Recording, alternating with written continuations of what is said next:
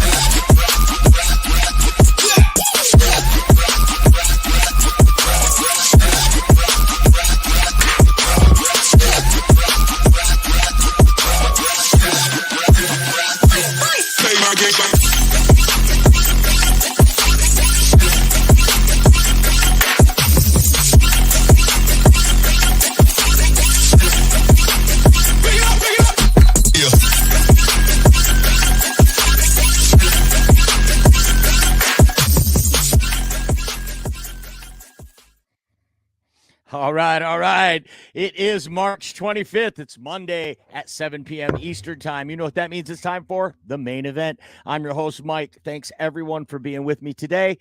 I want to start today's show by saying thank you. It is March 25th, and you're watching football. You're talking about football. You are my people, okay? That's who I am. If I didn't have a podcast or a successful Facebook page, any of that, you know what I do? I talk about football. I call my buddy Russ Wayne every morning, and we talk about what happened around the NFL. So thank you. You guys are my people. You are kindred spirits to me, and I appreciate each and every one of you. The NFL has, fortunately for us, for people like us, the NFL has fortunately built a 365-day model. There's something to talk about every day. I mean, these are the thinnest of days now, actually. This lull between the waves of free agency and the combine upcoming. There's another one in June, a real bad lull. Nothing's happening. But we appreciate all of you being here with us to talk about football today. Off-season thing, part of that 365-day model is the owners' meeting. Yeah, I know it's boring. It's not sexy. But if you're a nerd like me, a football nerd like me, I love this stuff. Rule changes. I mean, this stuff, huge. It has a huge impact on the game when it happens. And I'm sure everybody, unless you've been living under a rock, you have heard about the hip drop tackle rule, which will now go into effect in 2024. It is only for 1 year, though, to start. Supposedly, they will revisit it next year and see what happened. The hip drop is getting a lot of pushback from NFL players and the NFL Players Association. Jalen Reeves-Maybin, Detroit Lions linebacker, is president, and he issued a statement that says we just can't get behind this because it is confusing to the players. This contradicts what they're taught from the very beginning, is to grab them by the waist, get your arms around them, and drop your weight. But they're getting very fine, and it's going to be very, very tedious to be able to decipher what it is. They're going to have to replay it over and over, it seems like, because it's even the horse collar, they seem to get that wrong. So, I mean, if you swivel your hips and fall on the guy's legs, that's when it becomes egregious, and that's what they're going to be looking for. So, hip drop tackle. I practiced it on my wife today. It worked like a charm. So I don't know. It kind of sucks that they're banning it. Also, this comes from Tom Pelissaro. Replay will be permitted to intervene to correct an incorrect call in regards to roughing the passer or intentional grounding. I find this one to be very interesting, fellow nerds, fellow football nerds, because we saw this all year last year. Justin Fields in Chicago against the Lions. And well, if he's not in the grasp, then it's intentional grounding. It has to be one or the other. But they called it an incomplete pass. So a replay official will be allowed to intervene and correct an incorrect call on roughing the passer or intentional grounding. Now, it has to be objective. It can't be out of the pocket.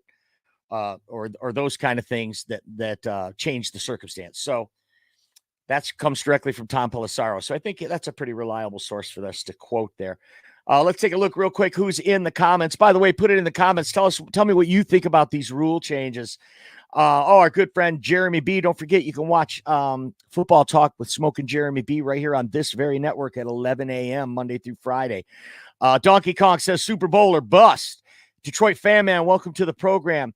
So Cam was in the building working out when the team was told, imagining that crazy conversations with human resources. Story keeps getting more wild. You know what, fan man? I'm glad you brought it up. There's a lot of people out there that are sick of it, and they don't want to hear about Cam Sutton, the Cam Sutton story, but I'm sorry. It's the biggest news, especially if you're a Detroit Lions fan. This thing is huge. I mean, this is huge. Eventually, this is going to be a nationwide manhunt if he doesn't turn up soon. And there is a report that he was in Allen Park on Wednesday, the day that the warrant was issued. And by the way, that Wednesday was the 13th, the start of the free agency period. Excuse me, the start of the new league year. And don't you find it interesting that Cam Sutton was in the building on the day of the new league year in Allen Park? Rod Wood, the president financial officer for the Detroit Lions, the chief financial officer, said that he made statements saying that Cam was actually there, and that representatives from the team urged him to turn himself in. Now, it was about 3:30 that afternoon that the Lions released a statement that this is the first we've heard of it. And that was on the day the warrant was issued. Now, I don't know about you, but I kind of have this vision that it's Cam Sutton in there. Hey, when does that $10 million guaranteed kick in exactly? Like, when exactly will that be hitting my bank? Wow. So there is something to report. Outside of that, though, there is no news on Cam Sutton, not on this program or anywhere else. He hasn't been found. His license plate hasn't been pinged. I'm sure they froze his assets, wouldn't you think? I mean, now the Lions avoided it. It is a big story, and I know you don't like it, and a lot of people don't like it, but it is the biggest story in sports right now. So yeah, thanks for pointing that out, fan man. Jeremy says J-Mo in Florida with Hooker. I like how that reads, Jeremy. J-Mo in Florida with Hooker, while the rest of the receiving corps is in California with Goff. I did hear about that. We don't know the particulars of that, though, Jeremy. Come on. I mean, he could be like, yo, man, I'll catch up to you on Monday. You know, nobody knows. We don't know about that. I think that's a non-story. I don't think that that's a big news to me anyway. Maybe more interesting than the owners' meetings to some. I get that. But no. I mean, it's Jared Goff inviting, hey, man, if you can't make it, you can't make it. I'm sure they don't care. It's March. Okay. Believe me, J-Mo and Goff will get together and they will put in the work that they need to, especially let's see what happens on draft day, right? If draft day comes and they draft a wide receiver with their first pick, I'll bet you'll have J-Mo on the phone. Hey, Goff, when are we going to get together? Mm-hmm. One thing, you mentioned J-Mo, though, with the gambling allegations. Three Detroit Lions involved in the gambling scandal. And now you got this with Cam Sutton. Just goes to show you never know. You can vet somebody and research them, and you think you know someone, and they turn out to be the kind of guy that strangles their girlfriend. So maybe we can get off this high horse as Detroit Lions fans about culture and how we only have these high character guys. Well, people are people, and even the highest character guys fall sometimes. So that's all I got to say about that. Joseph says it's a stupid rule. Horse collar rule is not called consistently. It isn't. And when they do call it, it seems like they get it wrong every time, right? Big Dan, love to have you in the show, Big Dan. I like the rule changes, especially the line where if you win a challenge, you keep it and get a third. Thank you, Dan. Thank you for segueing to my very next point. Then also at the owners' meeting, the Lions submitted a proposal that you can get a third challenge if you were successful on one of your challenges. You get two in the game. And if you're successful on 2 of them, you can get a third. That's the current rule. Lions wanted that amended. If you get 1 challenge successfully, then you can get a third challenge for the game. And that did go through. Love that call out. All right. Big Dan says, will you be getting the 2004 Lions NFL draft hat? 100%. I will. Fitted. 7 1/8. I have a very small head. Thanks for asking. Donkey Kong. Yeah, for sure. I just don't see why anyone cares anymore. Like, this point, Sutton is totally just chilling at some crib, eating good, living good. Or 100 different scenarios, Donkey Kong.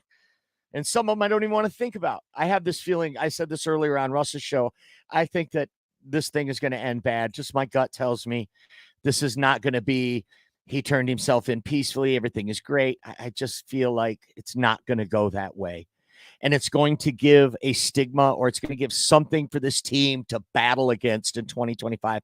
Maybe the Lions can use this as motivation. And God forbid, if some tragedy happens, that'd be horrible.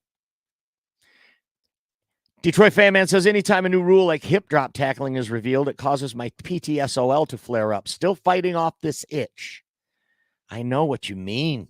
And doesn't that make perfect sense, Fan Man?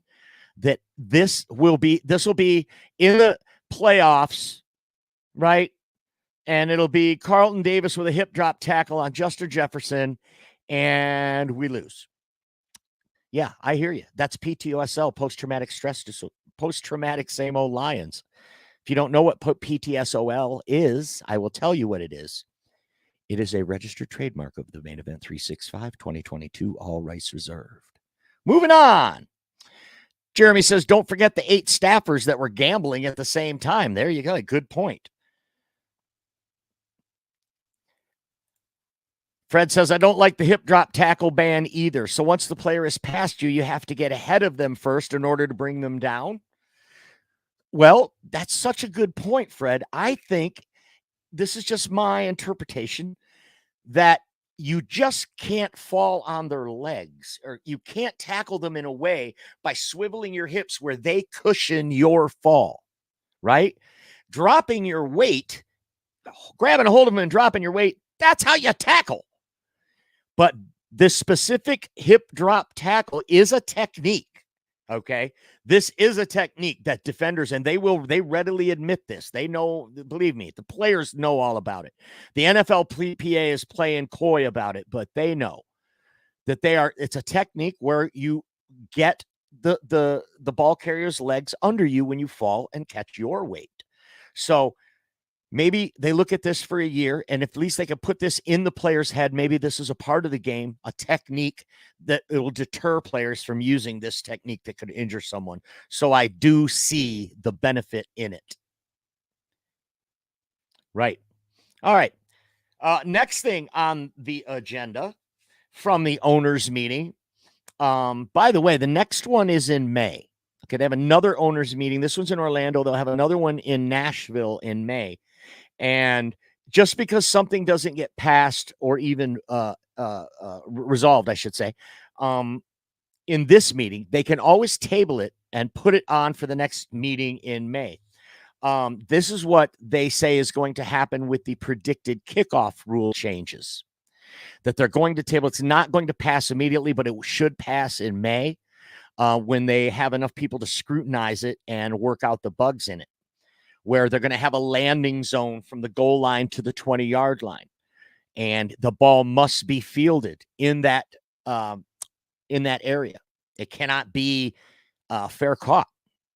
And if your kicker kicks it out into the end zone, that's going to be a touchback. If it goes out of the back of the end zone, it goes to the 35. If it hits in the landing zone and bounces into the end zone, then it comes to your 20.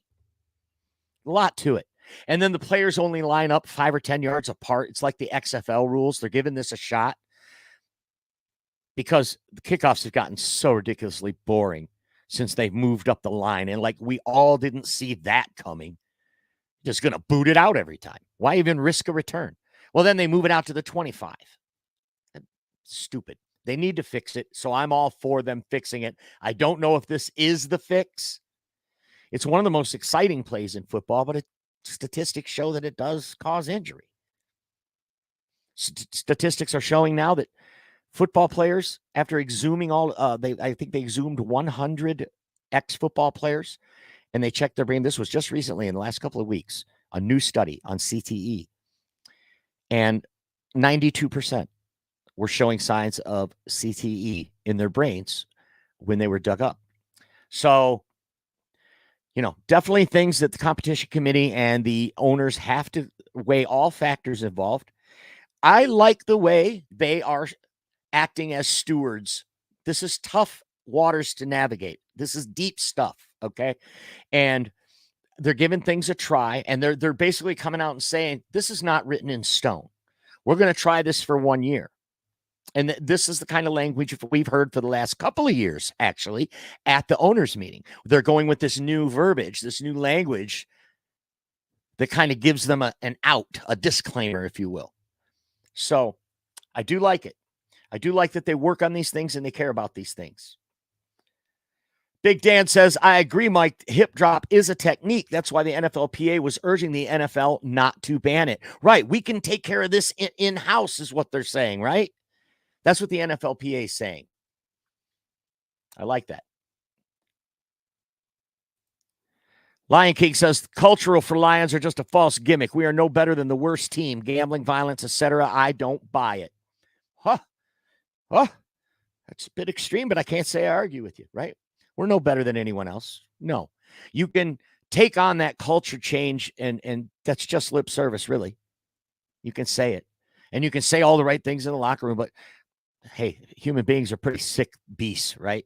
What we all do behind closed doors, what some of you guys out there do, I know, is bad. So we're all human beings. And I think that Brad Holmes, Sheila Ford Hamp, Dan Campbell, they believe it when they say it, though.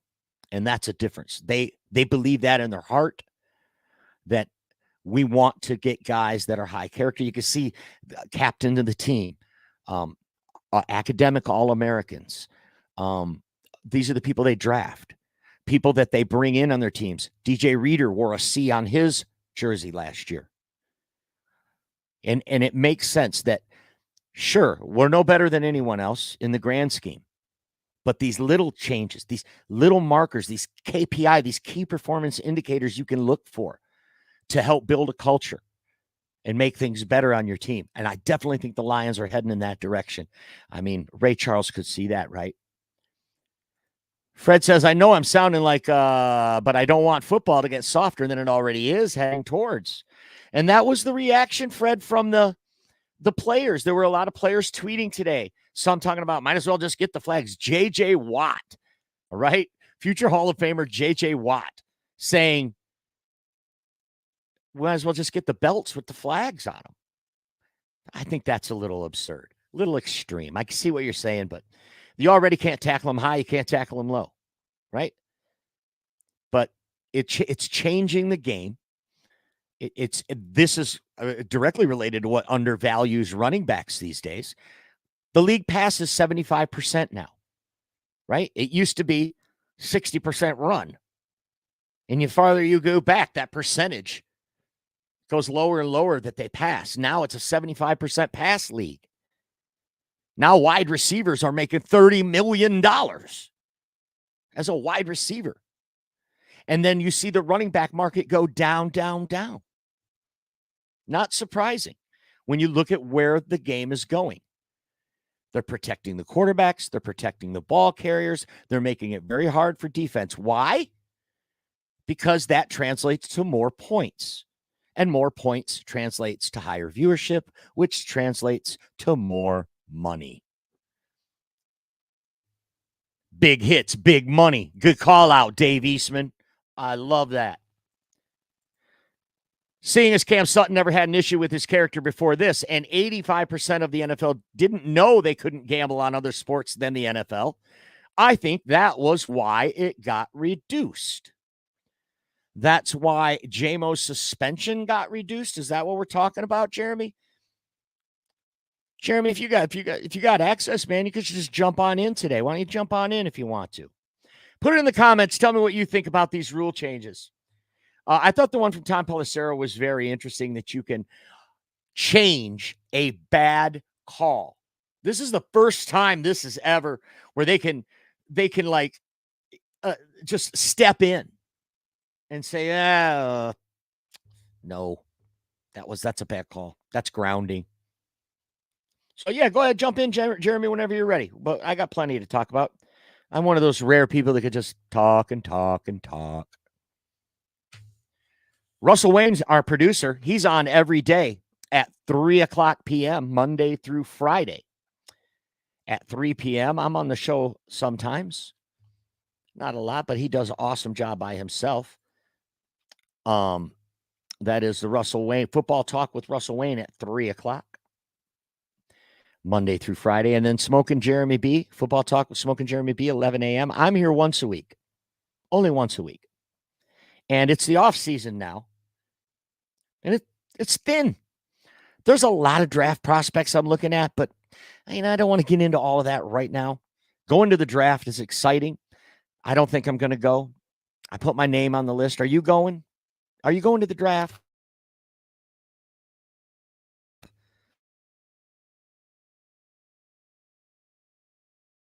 It's not going to be in Detroit a lot in our lifetime. I know my mic cut out. It's okay. Darren says, I hear that we have new uniforms and colors. No more of the gray wash. Happy about that. Right. As soon as I ordered a gray one, now they're going to do away with the gray one. I hated the gray one when they first came out. But then we smoked the Raiders in it. And then I went and seen the Vikings game at Ford Field when we wore it. And it grew on me. And I said, hell yeah. And I ordered one. And then they're going to discontinue it. If you know anything about my history with jerseys, you know that makes perfect sense. Fred says we used to play a game in the backyard. Can't say the name of it on here, but I'm sure someone had the ball and got smoked. Kids got hurt. It was part of the game. Mom said to stop, but we kept going. I know what that game was. It rhymes with steer the beer. See that? See that over my shoulder right there? That's an Emmy nomination, folks. I know better than to say those things on camera. Good call out, Fred. Yeah. But these are grown men running at 22, 23 miles an hour, running into each other at 260 pounds, Fred. It's different. Way different.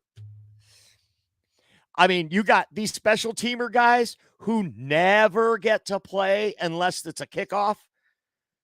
Duh. And they're specialists, and they get paid to do that. To run into people at full speed. It's brutal.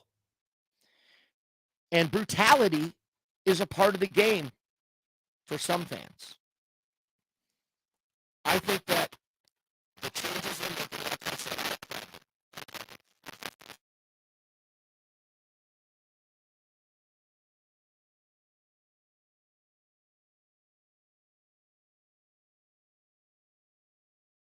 if you're like me and you're high, right? Like teachers used to bum smokes off me. We just didn't know. Yeah, thanks, Dwayne. I am having some problems over here. It keeps fritzing out on me. How about now? Is it gone now? Is it back? Oh, man. That sucks worse than that.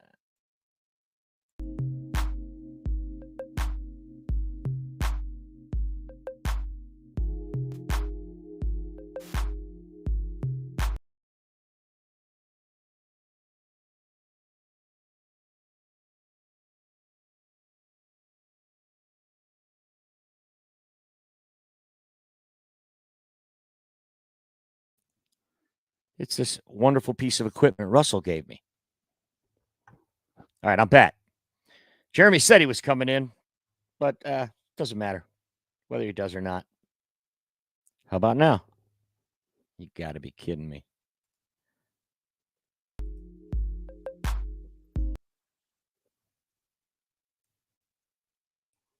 No, I think I'm good.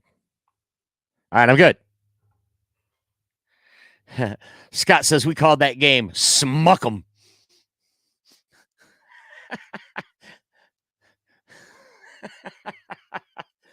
Smuck 'em. I think I'm gonna go out tonight and buy that. Smuckem.com. Smuckem. It's a good word, man. I never heard that word in my life. You know how when the .com age hit and all these goofy words, Uber and all these goofy words, and if you've got some goofy word, Yelp, right? That Yahoo is where it started. Google. Some weird word that rolls off the tongue good that seems like it really should be a word. Smuckem. I like it. Hey, can't beat them? Smuck them. Hey, Megan. Welcome to the program. Fan man. Don't forget, it's at Main Event 365 on YouTube. And it is Lions Villain Squad on Facebook. Man, Russ is so much better at pulling this stuff up than me. Here, I got one here. Villain Squad. That's where you follow us there. And I don't know where the other one is. Doesn't matter. What do you guys want to talk about? Put it in the chat. Let's talk about football. Talk about draft needs for the Detroit Lions. How about that? Talk about draft needs. Obviously, cornerback. Obviously, edge. Look at our edge. Look at our defensive line, bro. Aiden Hutchinson, Ali McNeil, DJ Reader, and question mark. Who fills in that question mark?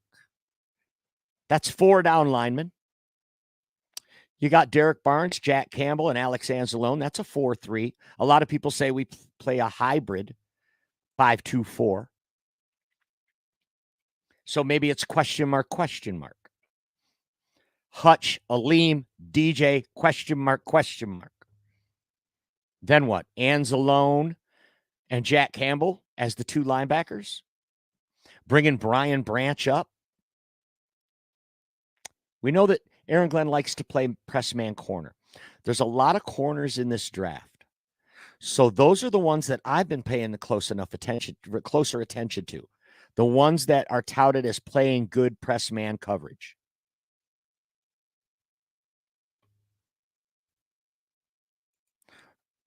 Uber is a German word, by the way. Ja.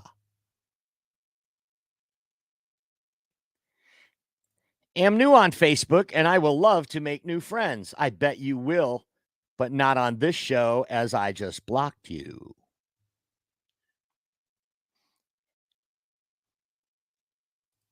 Probably a Packer fan. I deleted her comment too. See, I power. It's the Main Event Mike. Main Event with Main Event Mike show. I have the power here today, folks. I like it. Megan says Seahawks aren't looking too bad. Not sure about you guys. I like that call, Megan. Seahawks are the team that I also, every year, I see the moves they're making, and they're making moves for the future, just like the Lions.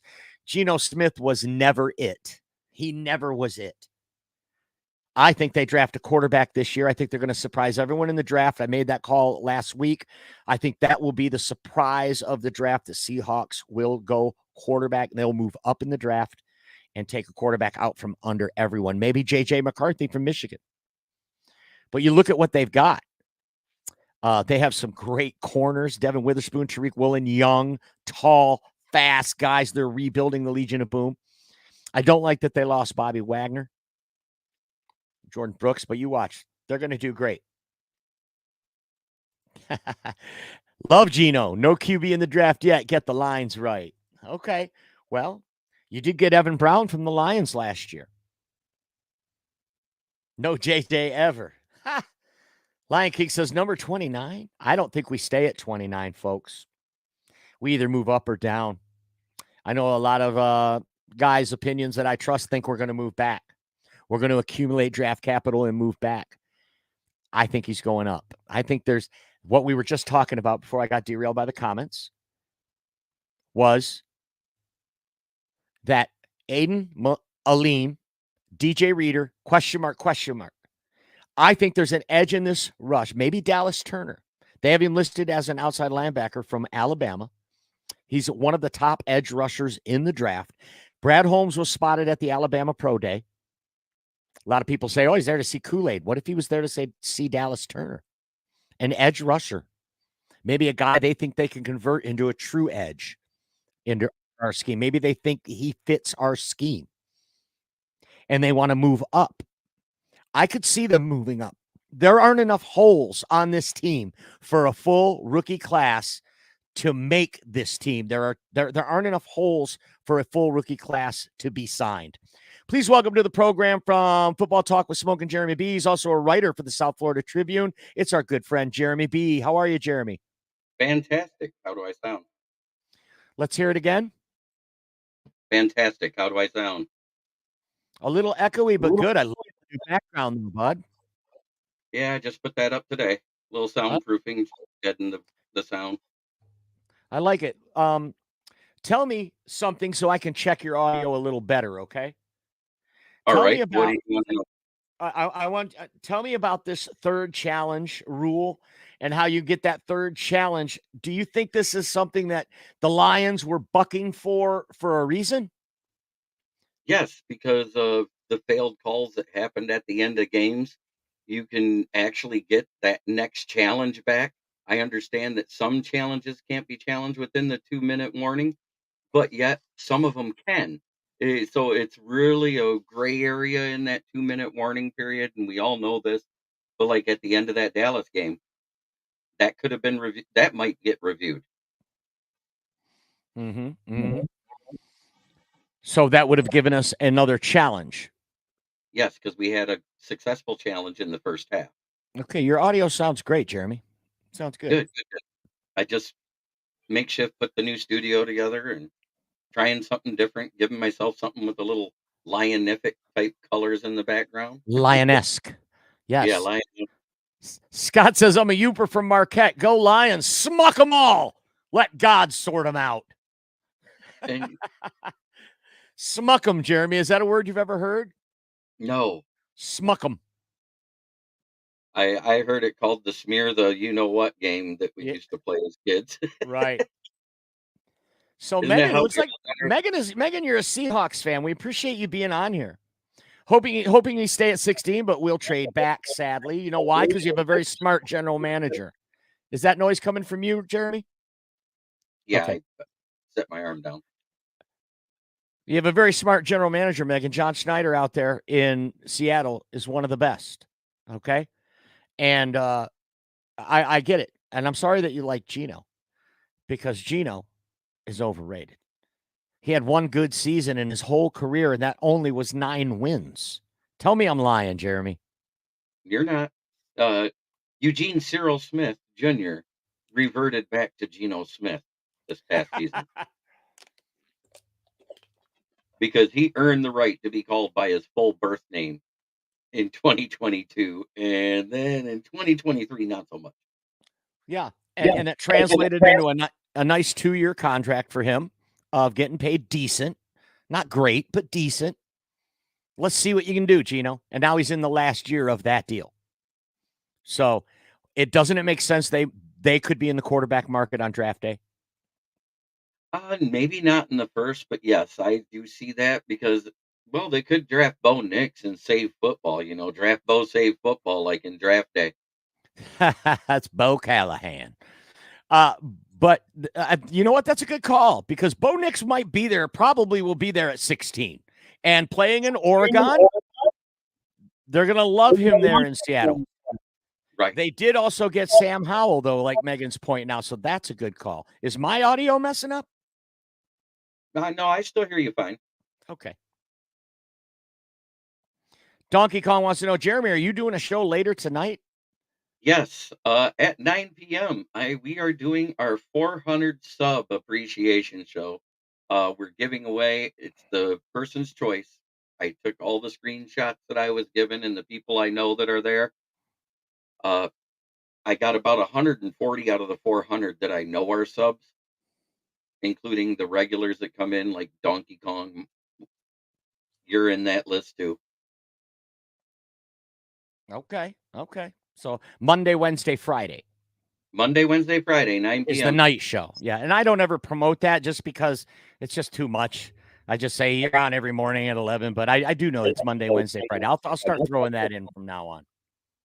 The big one is the Wednesday night show because that's the NFL show, and I like having fans from other teams in there because it gives you a more well-rounded outlook on the news changes. Like, I'm gonna be going over the rule changes a lot on that show because that is an NFL-wide thing. It's not just Lions based. Right. There is one more rule change that I didn't talk about. And I'm glad you're on because I had some confusion about it. And I will read it to you verbatim how I took it in my notes when I read about it, okay? A major foul by the offense will be enforced before a change of possession in situations where there are fouls by both teams. So you want to give lay it on me how you interpret that? How I interpret it is if it's offsetting penalties on the 4th down, the turnover still happens to the other team for possession. Except that okay, so the offense will be charged with a foul though. So it's on a change of possession, right? So even on an offsetting penalty, the offense is going to have to pay the yardage penalty for it. Nope, I didn't see that. I saw that they were just saying it would end up being a turnover on downs at All right. that point. I don't know. It is weird. That the Let word me, yeah, and I wrote it down word for word. Let me read it to you again. A major foul by the offense will be enforced before a change of possession, comma, in situations where there are fouls by both teams. Like you said, that's a funky way of wording. Offsetting penalties, you're still going to mark off the 10 yards for the holding before you have to punt it. But there'll be a turnover on, wait a minute. That would be a change of possession, so that had to be on 4th down. That's on 4th down. So right now, if there's a penalty on that 4th down, they can decline the penalty and just take the ball. But if there's offsetting penalties and there's a penalty on 4th down, they still get the ball and they mark off the yardage. Right, and I don't think that's fair because the yardage should be offset if both teams commit a penalty just like it used to be. But I do agree they shouldn't get another if they were going for it, they shouldn't get another chance to go for it. And I agree with that too in principle, but that's not how I read this. Right, and it isn't how it's worded, and it's Right. worded so weirdly that it's going to cause confusion even with the refs. I can see it happening already. So what? We're gonna mark off the 10 yards for the offense, then we're gonna mark the 15 yards for the defense and give the defense the ball to their offense now. No, because it was 4th and 1, and that extra 5 yards means I get the first down. Right. So no. Right. I think it's only going to be when there's offsetting penalties. They offset, therefore it's a dead play. Not now. Now the offense is going to have to pay for that penalty. Right. And Because still it was give a 4th down. Because you committed a penalty on 4th down. Right.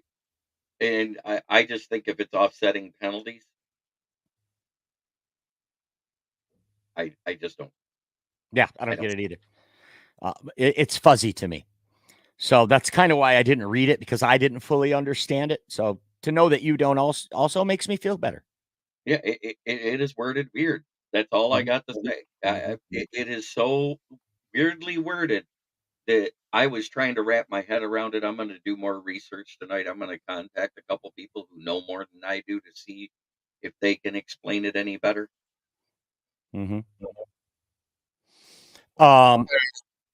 Lion King says a ferocious pass rush would make Jacobs look good. DJ Reader is an A-gap beast. My Bengals friend was very upset. You know what, Lion King? I have a Raiders fan was really upset that they lost Amik Robertson to us as well. These are under the radar signings, believe me, folks. But Brad knows what he's doing. And while you can have 20% of the Bucs fans that didn't care that Carlton Davis left, there's 40% of them. They're like, damn it. Right. Because he's a frontline player. He's a frontline player. He's a starter. It doesn't matter if he's CB2 or CB3. He's a starter. He's a frontline player. Right.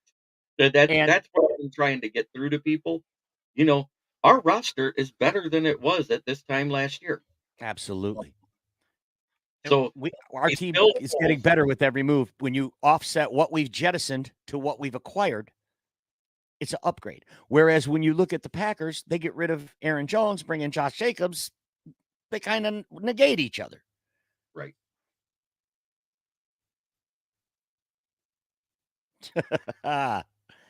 Fred says offsetting penalties is difficult because regardless, the way it was going is the offense wins that scenario. Mm-hmm.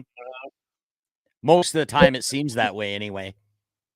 Oh, there's a flag. Well, they offset. Yeah. J Mommy says, I think that they're referring to a defensive holding as the offense is flagged for unnecessary roughness. Well, the statement that they released says, in situations where there are fouls by both teams. It doesn't specifically say what it is. It doesn't say what those fouls are. Right. When there's fouls by both teams, they offset. So, and it says before a change of possession is only when this rule applies. So it is a little confusing. I don't want to think about it no more. Who are those two question marks on the defensive line, Jeremy? Is that a draft pick? Is it James Houston? Is it John Kaminsky? Is it Josh Paschal? The question marks were more about Isaiah Buggs and Benito Jones. Isaiah Buggs wasn't getting along with Aaron Glenn, which is why he kept being a healthy scratch until he was moved on from. And Benito Jones, let's face it, he had 6 impactful plays for his 602 snaps. Mm-hmm. What was it? 2 sacks and 4 tackles for loss? Oh, 3 tackles for loss and the fumble recovery. That was his impactful plays. So DJ Reader fixes all this. DJ fixes a lot. Okay, but I'm talking about on the other edge. On the other edge? Yes, because if the interior O-line can't focus on your edges, they can't do the double team I outside. get that. I'm saying who is the question mark on the end on the first snap of the first play of 2024? Who's going to be on the edge besides opposite Hutchinson? It's either going to be Marcus Davenport or whoever wins the job in preseason. We know it'll be whoever wins the job in preseason. And thank you for mentioning Marcus Davenport. So Marcus Davenport, Josh Paschal, John Kaminsky, James Houston, or a draft pick, in your opinion, go out on a limb, who do you think it will be? Someone you didn't mention, Matthew Betts. Wow. I love it. Joseph typed it in at the very moment that you said it. The former Canadian football player, defensive player of the year. Man, I love that call. I believe it's going to be Marcus Davenport. I went back and I watched a lot of the CFL games with Marcus Betts in it. Matthew Betts. And that kid is something special because if you watch it, he had a very Cameron Wake-like CFL year this year. And CFL transitions, especially from D end, very well to the NFL because they have to set up a yard further back from the offensive line, which means the offensive line gets more set than they do in the NFL. So with him having that great first step and good burst, which is what everybody talks about, and he does have a good bend. A vicious spin move, too, I saw on a highlight. Right. He is actually going to surprise a lot of tackles who are not ready for that type of speed. He's a bigger version of James Houston is what it looks like. Wow. Bigger, but that speed, the hallmark of James Houston, too. So I really would love it to be James Houston. But from what I heard, the surgery, he even has like some sort of rope mechanism or something in his leg now. Like there's pins and screws, but there's also some sort of ropes. Did you hear that? Yeah. It just really makes me wonder if he's going to be half the player that he was, or even able to play at all with that kind of an injury. Right. It's very similar to like what happens when you have a Liz Frank fracture. You're never the same after that. The Liz Frank is different from the Jones fracture that Kool-Aid McKinstry suffering. He can still run with that as long as it's taped up enough. You can't run with the Liz Frank. You can't run with that ankle fracture the way that James Houston had. I mean, that little bone that had to be fused together. that limits your mobility of your ankle, which limits your push off and limits your speed. That's what killed Kevin Jones, was the Liz Frank injury. Mm-hmm. Went on to play for the Bears, but not much. Right. Because they don't come back from it, like you say. You say Betts won't survive camp, ask the Bears. He wasn't given a shot. He was buried on that roster behind Khalil Mack and everybody else that year. That was before they got rid of Khalil Mack. I'm sorry. I thought that was last year. No, he was let go in 2021. He was drafted in 2019, which they still had Mack. Okay. Betts never got a chance, is what I'm saying with Chicago, because they did their coaching change. What was it, 2020 or 2021? I don't know. Well, let's see. This is the third draft, so 2021 year. And that instinctly was when Betts went to the CFL. I didn't hear the question, Jeremy. I'm sorry. I was reading. I read what he said about Betts won't survive camp, ask the Bears. Right. Well, Joseph says he was 20 pounds heavier. He was. He's still bigger than Houston right now. He lost weight. He got in shape. He retooled himself over 2 years in the CFL. In his third year, showed out. I know a player that you really like in this draft is Quantez Stiggers, who was the defensive rookie of the year in the Canadian Football League. And he is slated as one of the 30 in-house visits. So for the Lions have only announced 4 names that they're having so far for 30 in-house visits coming to the practice facilities. This is, sometimes it's smoke when they bring these guys in, and sometimes it's real when they have a real interest in them. And this Stiggers kid, tell us what you know about him. It looks like this could be an under-the-radar guy for Brad Holmes, too. Well, he's 6 foot tall. He's around 200 pounds. He's got that 4.4, 4.5-ish speed, which is just fine for a cornerback. He has excellent hip swivel. He doesn't lose track of guys when backpedaling and transitioning. He also is a good in-air ball defender. What he's really great at is tackling. He likes to set the edge in the CFL in the run game, a lot like Jeff Okudah did for us during that first half of the season. Even though we were failing, they weren't running on Jeff Okudah's side of the ball because he was good at tackling. So you get him coupled in with the guys. He might not start out as a CB1 or CB2 right away, but give him a year or two of development in the NFL. And the fact that he was willing to take his chance and play semi-pro ball to get found instead of going to college as a 4-star recruit out of Atlanta, that says a lot about his character and what he wanted to do. Yeah, he's been in the CFL for 3 years, right? He was in the fan-controlled league for 2 years. That's what I meant. Yeah, fan-controlled. And now he was a rookie last year in the CFL. So he went over to the fan-controlled league because this was before the NIL. So going into college, he didn't have financial options the way these guys do now, these big-time recruits. So he took his chance, went into the fan-controlled league for 2 years, and then goes up to Canadian Football League. Now he's eligible to be drafted.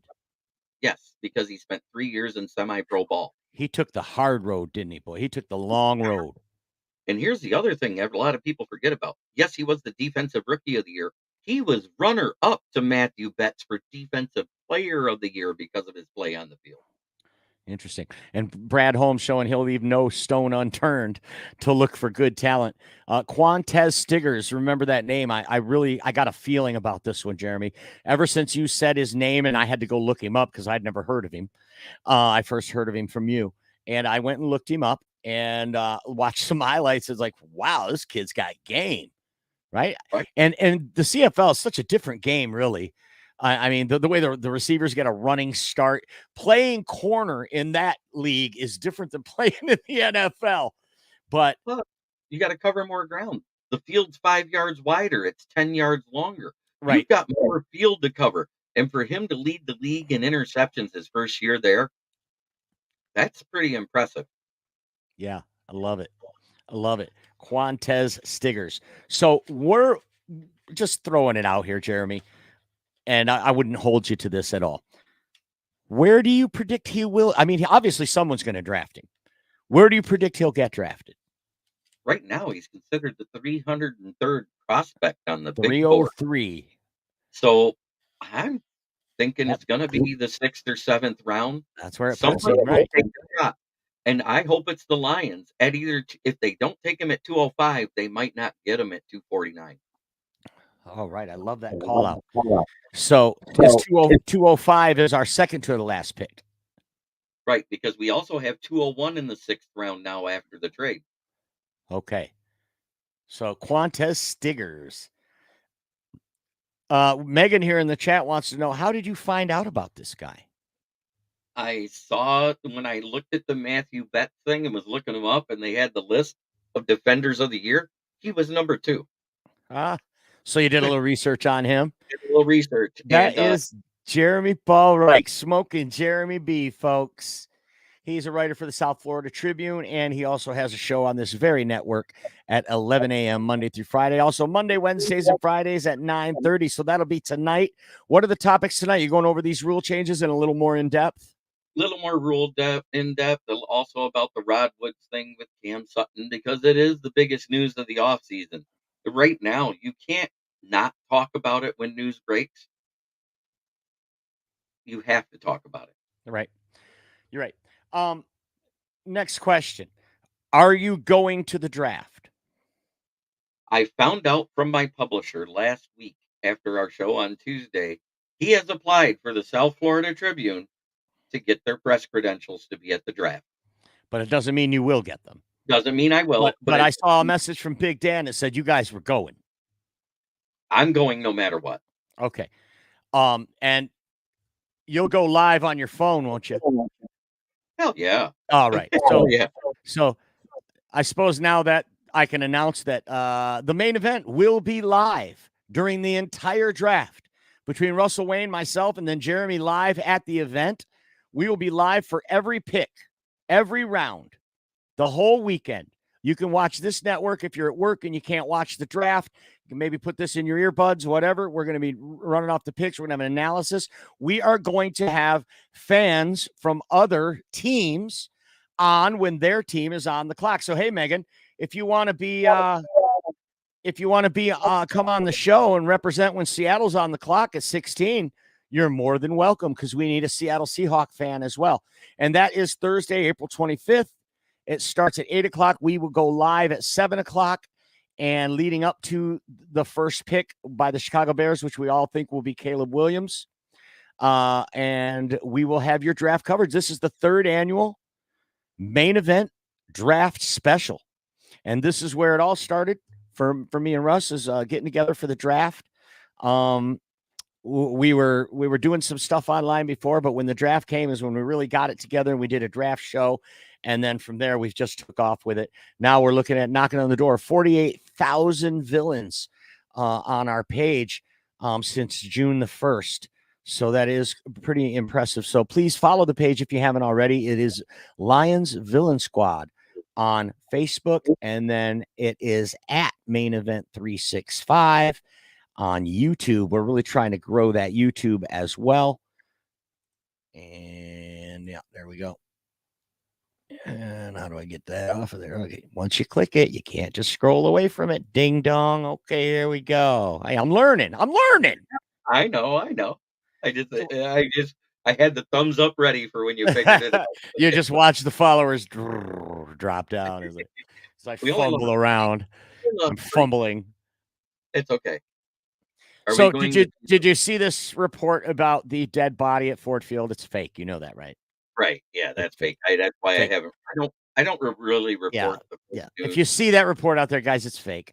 And anytime you see the NFC North News, it says NFC North News, that is a troll site. Anything from them. But boy, the comments were pure gold. Probably all them kneecaps they bit off. Quite tasty. Ken with a hot take.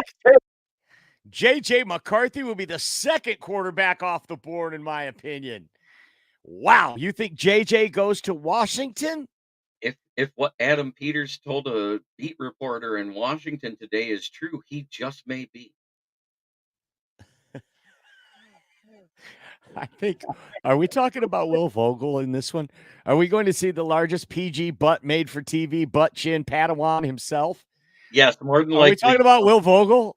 You're talking about Will Vogel, the butt chin Padawan. I was the first one to call him Padawan. Yeah, we added the butt chin to it because one day we're sitting there before the show and he's got that butt chin. He grabs it, starts going like this. I said, all that's missing is some cinnamon floss for a tongue on it. Dead body at Ford Field. It's not Hoffa. It is not Hoffa. In fact, it's a It would have joke. been under the People. Silver Dome. More Don't than fall likely. for it. This is why I am a Sith, Mike.